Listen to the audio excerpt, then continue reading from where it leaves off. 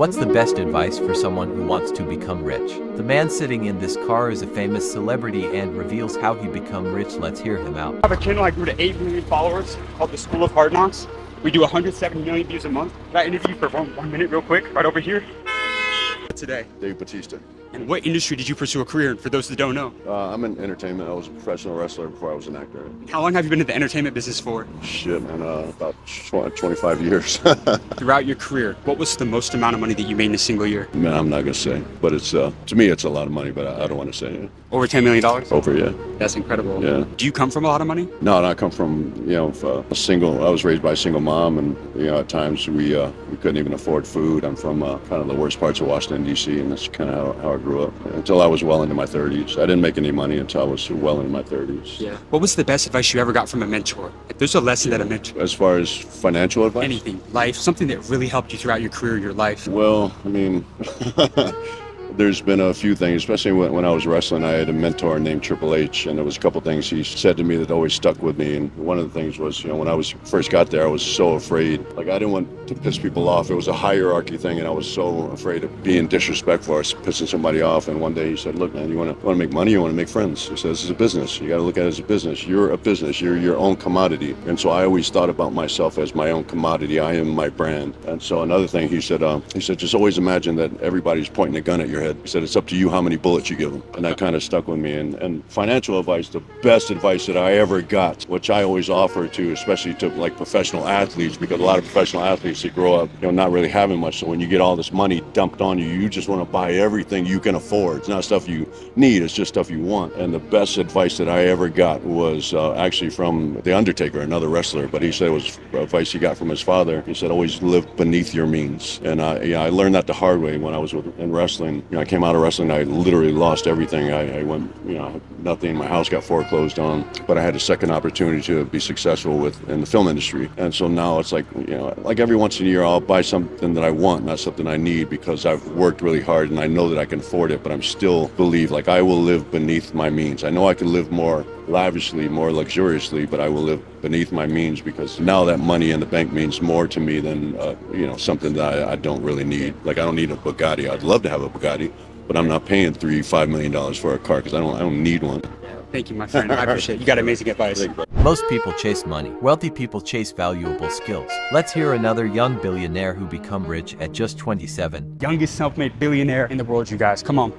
What's going on, Thomas? How you doing, man? It's great to meet you. Appreciate you coming out, man. We were letting them know, man. 28 years old, you became the youngest self-made billionaire in the entire world. I did. Great to meet you, and looking forward to sharing a little advice with your audience. I got one rule for this interview. No holding back. I need you to give them $1 billion worth of game. Can we make that happen? At just 33 years old, I've been through a lot in this short life, and so I can't wait to share more. Let's make it happen. Who am I here with today? Have you heard of Kylie Jenner? Yes. So in 2020, I dethroned her as the youngest self-made billionaire in the world. Are you serious?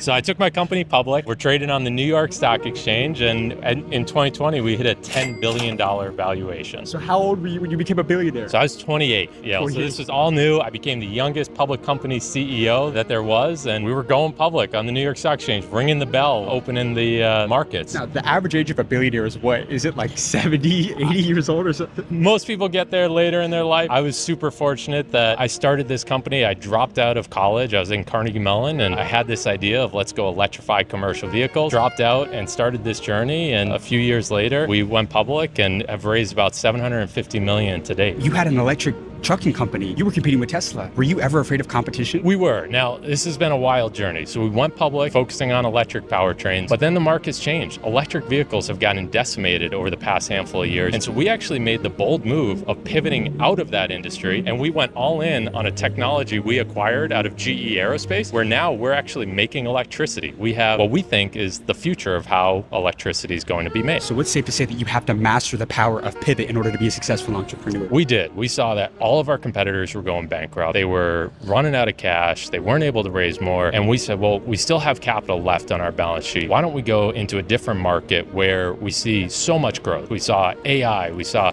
commercial buildings, industrial applications needing more power, and we have the solution for that. Now, people that achieve that billionaire status, what do they do differently in your eyes than millionaires? One of our early investors, he's a billionaire. He said, winning is your only option. You can't think about what ways could I potentially lose at this? How could we fail? You got to put all all your time and effort into figuring out how am I going to win and just work relentlessly at that. It has to work or it has to work. Yeah, winning is the only option. Most people spend their entire lives trying to make $1 million.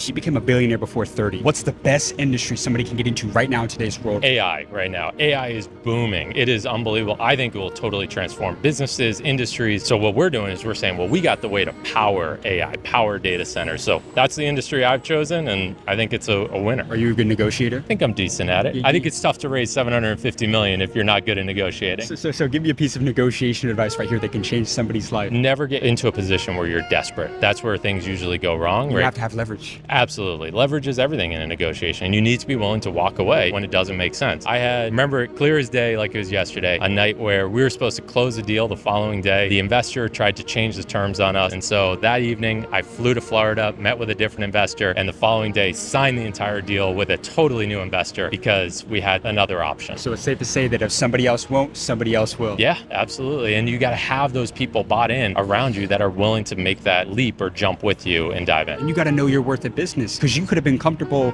with closing on that deal when they tried to change the terms up last minute. So you got to know your worth. You got to know your worth, and you got to always keep a plan B, right? Because the path that you're going on could change at any time. And whether it's because of something you did or some factor that you have zero control over, things change in this world. I think that's a great thing to live by. You got amazing advice, my friend. No, I appreciate it. Thank you so much for your time, man. Success isn't built in one day, it's built every day.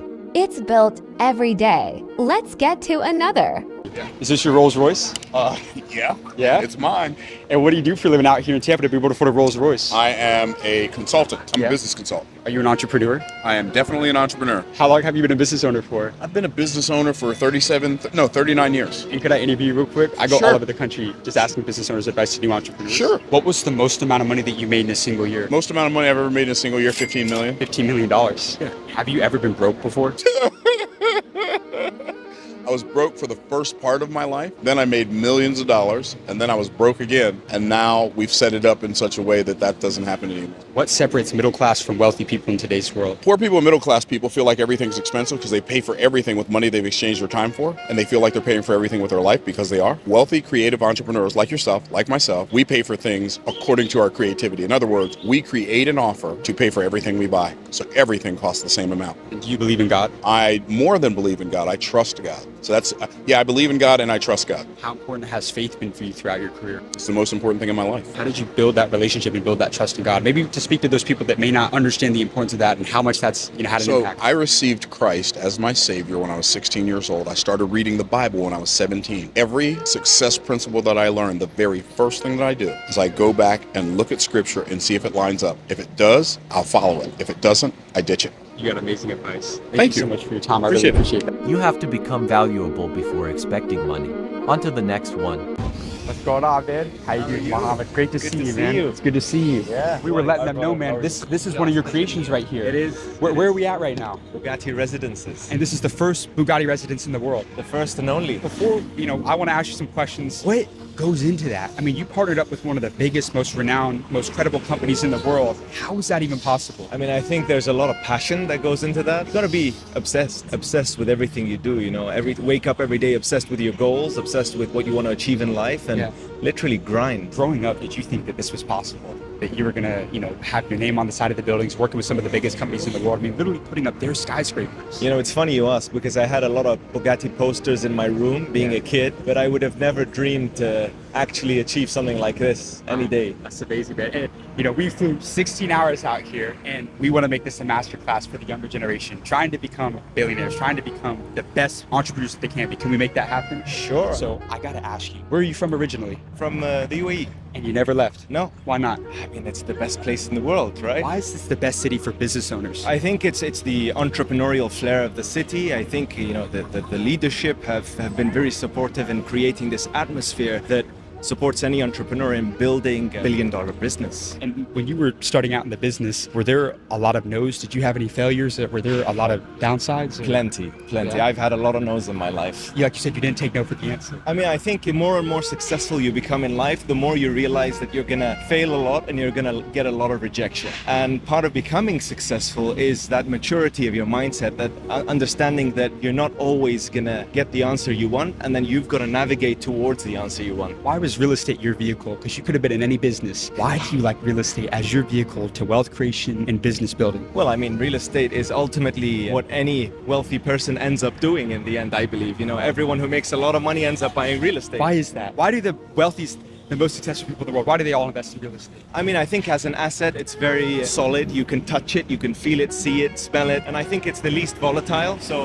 in terms of risk management, you know, it's always a safe investment. So I think it's the most versatile asset class, or one of the most out there. Did you ever diversify? I did, but then I learned a very tough lesson that diversification doesn't always mean to venture into another sector. You can always do it in one sector. And that's the vertical integration. Absolutely, absolutely. That's what we did. You know, we became completely vertically integrated as a developer. We built a full construction company, you know, a factory. We have 7 factories for joinery, aluminium, steel. And so we really focus on serving this one sort of single monstrosity of a business rather than, you know, getting distracted in different sectors. So we're about to see the building right here, but I wanted you to touch on real quick your progression of that vertical integration. When you started out in the real estate business, were you selling properties? Were you brokering? Like before you had the factories, before you had the steel manufacturing and whatnot, how did you come about, you know, kind of obtaining all the different verticals? This is something I learned in business in general. You never have the full picture from day one. You just got to start and navigate your way through. And, you know, one of the best quotes I like about this is in the book of His Highness Sheikh Mohammed bin Rashid Al Maktoum, the ruler of Dubai. And he says, when a bee starts its day, it doesn't know its full plan. It just, you know, leaves and starts harvesting, you know, the honey. And same thing with birds. And I think, you know, you never have a plan that's fully perfect from day one. You just start and you navigate your way through and you learn, you fail, you fix, and ultimately you figure out a way. When you're thrown in the ocean in a stormy day, you either drown or you swim. Now, there's been a lot of day in the lives on YouTube where people go spend the day with people at their homes, their apartments. We are at an apartment complex that you're building. Correct. This is going to be fascinating. Can you go show us around real quick? Please. Let's go check it out. And real quick, you know what I love? You got the Bugatti right there with the Bugatti building right here. It would be inappropriate to drive a different car. I love that. Let's check it out. Which lesson changed your perspective? Let me know in the comments section. See you in the next one.